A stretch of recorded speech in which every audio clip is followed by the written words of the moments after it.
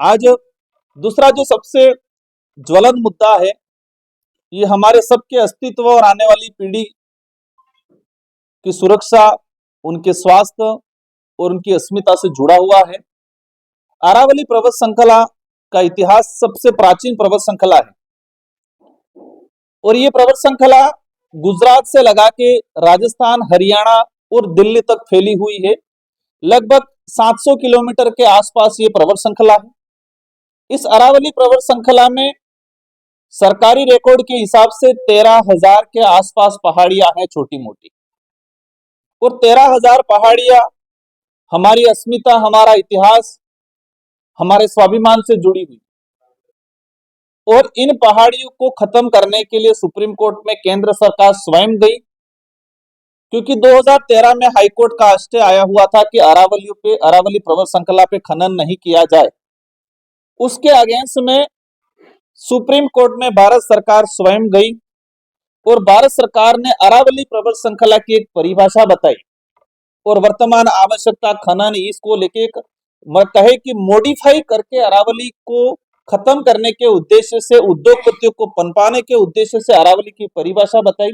और supreme court का 4-5 दिन पहले फैसला आया है कि अरावली पर्वत श्रृंखला में 100 मीटर से ऊपर की पहाड़ियों को अरावली की मुख्य पहाड़ी माना जाएगा और वहां पर प्रतिबंध रहेगा खनन, बाकी जगह खनन कर सकते हो। ये स्टेटमेंट आया। अब बेचारी इस देश की आम जनता को नहीं पता है कि इस अरावली का महत्व क्या है। सुप्रीम कोर्ट कह रहा है, केंद्र सरकार ने परिभाषा जो बताई कि 100 मीटर की जो पहाड़ी है, उस पहाड़ी के अलावा खनन कर सकते हो, सिर्फ 100 मीटर की पहाड़ी को ही सुरक्षित रखा जाएगा।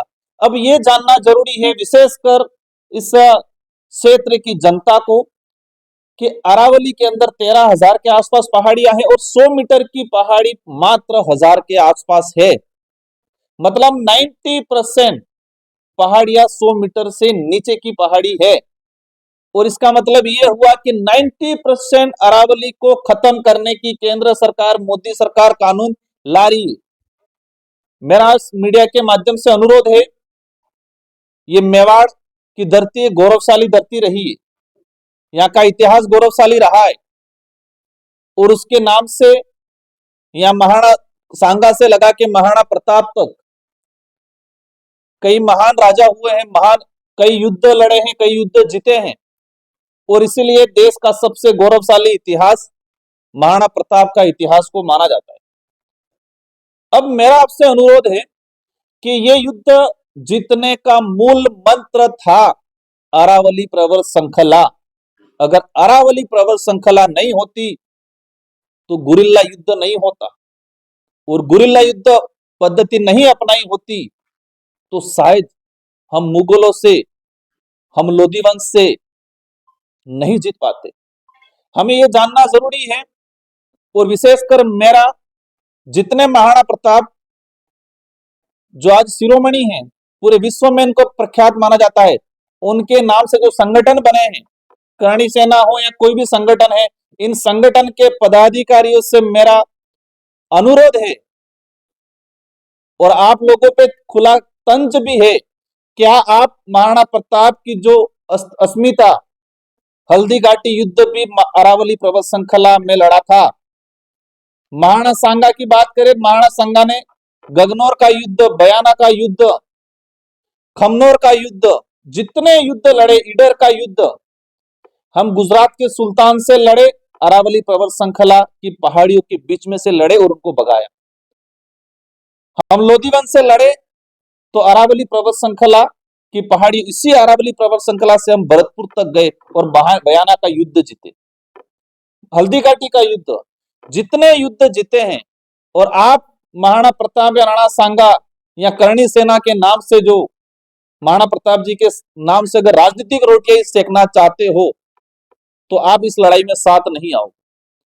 मैं कहना चाहूंगा कि महाराणा प्रताप की अस्मिता को बचाना है और इस इलाके के अंदर बिल बाहुल्य क्षेत्र, जो अरावली पर्वत श्रृंखला को आज तक अपनी मातृभूमि, अपनी इस पहाड़ी, इस प्रकृति को अपना पूर्वज मानता आया, दोनों ने साथ में मिलकर युद्ध लड़ा था। सिर पर जुड़ी हुई है, तो जिम्मेदारी है क्योंकि यह लड़ाई सिर्फ भारत आदिवासी पार्टी या आदिवासी समुदाय अकेला क्यों लड़े, क्योंकि अरावली से पूरे राजस्थान को लाभ है और पूरे राजस्थान को लाभ भविष्य में है, लेकिन हमारी अस्मिता जुड़ी हुई है, हमारा स्वाभिमान जुड़ा हुआ है। तो ये जितने जो अगर राजनीतिक रोटियां सेकने के लिए करेंगे तो ये लड़ाई में साथ नहीं देंगे।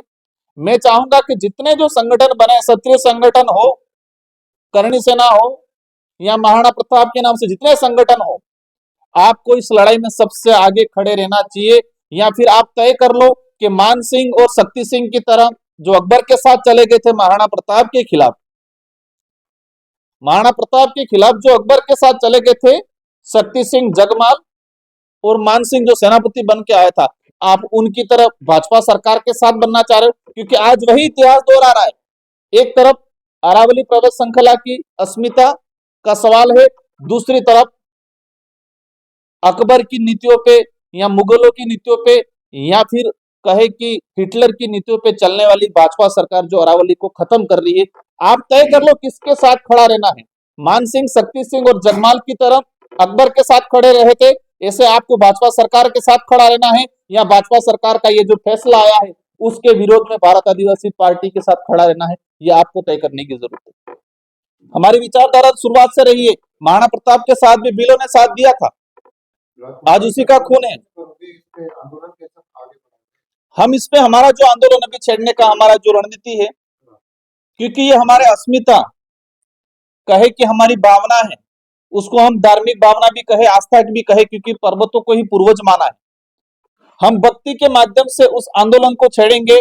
अरावली पर्वत श्रृंखला की सारी पहाड़ियों पे संत सुरमाल महाराज, गोविंद गुरु महाराज, मावजी महाराज और फहराएंगे और इन अरावली पर्वत श्रृंखला को बचाएंगे। आज जितने जो संगठन है, इन बात को, ये छोटा मोटा मामला नहीं है, ये बहुत बड़ी बात है, क्योंकि अरावली पर्वत श्रृंखला से ही मौसम तय होता है कि यहाँ कितनी बारिश होती है। पूरे देश की वेडिंग हो रही है उदयपुर में, किस वजह से हो रही है? अगर अरावली की सुंदरता नहीं होती तो ये वेडिंग के लिए उदयपुर नहीं आते। हम शुद्ध वातावरण में जुड़े, शुद्ध जलवायु है, अरावली की मेहरबानी है। और भाजपा सरकार के उद्योगपति नेता पॉलिसी बना के भाजपा को दी है, ये आने वाले 50 साल बाद देश छोड़ के भागने वाले हैं अंग्रेजों की तरह, और तब आप ये झंडे उठाने वाले सब गायब हो जाएंगे, तो अब पछताना पड़ेगा आपको। तो आज जग जाओ, ये किसी विशेष समुदाय, किसी संगठन की लड़ाई नहीं है। अरावली पर्वत श्रृंखला को जिंदा रखना, उसको बचाना हमारे सबकी जिम्मेदारी है। इसलिए हम लोग पुरजोर तरीके से इस लड़ाई को लड़ेंगे, और सबसे अनुरोध है सभी समाज, सभी संगठनों से इस लड़ाई में साथ दें।